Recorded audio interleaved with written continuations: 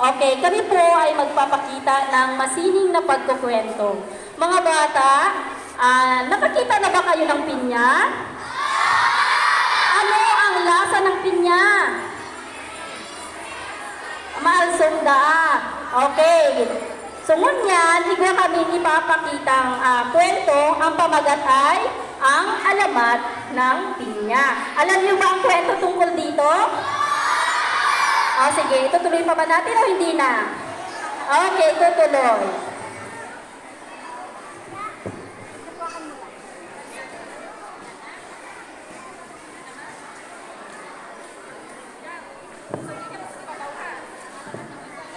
Ang alamat ng pinya. Noong unang panahon, may nakatirang mag-ina sa isang malayong bukog. Ang ina, Aling Ruta at ang anak, Pinang. Mahal na mahal ni Aling Ruta ang kanyang buntong na anak, kaya lumaki si Pinang. Ito ng ina na matuto si Pinang ng mga gawain bahay, ngunit laging kinatuwiran ni Pinang na alam na niyang gawin ang mga itinuturo niya. Kaya pinabayaan na lang niya ang kanyang anak. Isang araw, nagkasakit si Aling Rosa. Hindi siya makabangon at hindi siya makagawa ng gawaing bahay. Inutusan niya si Pinang na magluto ng lugaw. Isinalang ni Pinang ang lugaw, ngunit napabayaan dahil sa kalalaro. Ang lugaw ay dumikit sa palayo. Nagpasensya na lang si Aling Rosa. Napagsilbihan naman siya kahit paano ang anak. Nagtagal ang sakit ni Aling Rosa, kaya napilitan si Pinang gumawa sa bahay. Isang araw sa kanyang pagluluto, hindi niya nakita ang pusporo. Tinanong ang kanyang ina kung nasaan ito. Isang beses naman ay ang sandok ang hinahanap. Ganon nang ganon ang nangyari, walang bagay na hindi makita. At agad-agad tinatanong ang kanyang ina.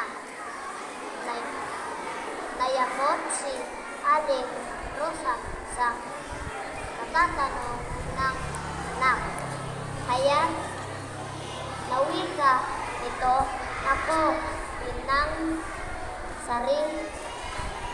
sana ay magkaroon ka ng maraming mata upang makita mo ang lahat ng bagay at hindi ka na tanong sa akin. Dahil alam niya galing ang kanyang ina ay umilis si Pinang. Umalis siya upang hanakin ang sandok. Kinagabihan, wala si Pinang sa bahay. Nabahala si Aling Rosa. Tinatawag niya ang anak, ngunit walang sumasagot. Napilitan niyang lumangon at naganda ng pagkain.